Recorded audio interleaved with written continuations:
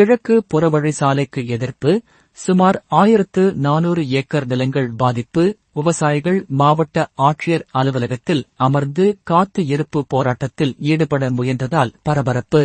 கோவை கிழக்கு புறவழிச்சாலை திட்டத்தை கைவிட வலியுறுத்தி கோவை மாவட்ட ஆட்சியர் அலுவலகத்தில் 100க்கும் மேற்பட்ட விவசாயிகள் கூடி மனு அளிக்க வந்தனர். அப்பொழுது மாவட்ட ஆட்சியர் அலுவலக வளாகத்தில் அமர்ந்து போராட்டத்தில் ஈடுபடும் முயன்றதால் பரபரப்பு ஏற்பட்டது.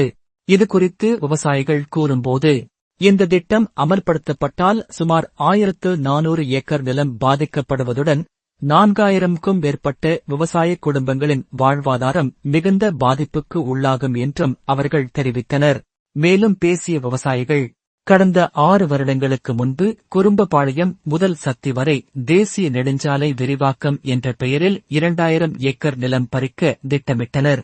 அதை எங்கள் போராட்டத்தால் தடுத்து நிறுத்தினோம். இப்போது அதேபோன்று புறவழிச்சாலை பெயரில் விவசாய நிலங்களை பறிக்க அரசு முனைவது புரியவில்லை. இருக்கும் சாலைகளை விரிவுபடுத்த போதுமான இடம் உள்ளது. அதையும் விடுத்து டோல்கேட் அமைத்து வசூல் செய்வதற்காகவே இந்த திட்டம் கொண்டு வரப்பட்டு உள்ளது. ரியல் எஸ்டேட்காரர்கள் மற்றும் தொழில் அதிபர்களுக்கு சாதகமாக திட்டம் வகுக்கப்படுகிறது. ஆனால் அவர்களிடம் இருந்து ஒரு சென்ட் நிலமும் எடுக்கப்படவில்லை. முழுக்க விவசாயிகளின் நிலங்களையே குறிவைத்து செய்கிறார்கள். 4 ஏக்கர் மற்றும் அதற்கு குறைவான நிலத்தில் வாழ்ந்து வரும் சிறு விவசாயிகளின் வாழ்வாதாரமே குலைவதாக இருக்கும்.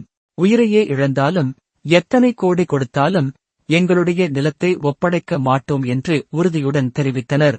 பின்னர் மாவட்ட ஆட்சியரிடம் மனு அளித்த விவசாயிகள் திட்டத்தை உடனடியாக கைவிட வேண்டும் என மனு அளித்து வலியுறுத்தி கலைந்து சென்றனர்.